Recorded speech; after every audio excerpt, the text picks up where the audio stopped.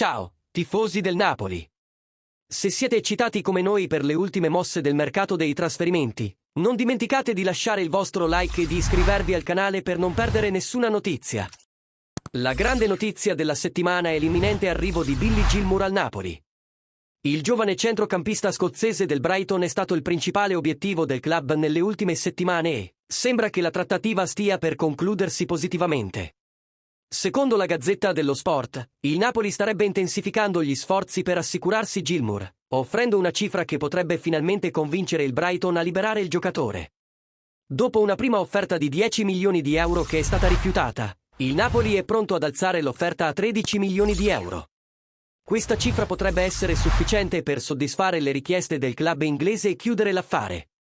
Billy Gilmour è noto per le sue qualità e la sua personalità in campo e sarebbe un prezioso rinforzo per il centrocampo del Napoli, offrendo una valida alternativa al trio iniziale Anguissa-Lobotka.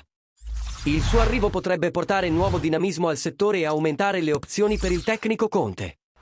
Cosa ne pensate di questo possibile acquisto? Pensate che Gilmour sarà un rinforzo importante per il Napoli? Fateci sapere cosa ne pensate nei commenti.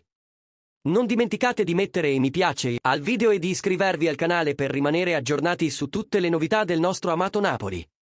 Forza Napoli e alla prossima!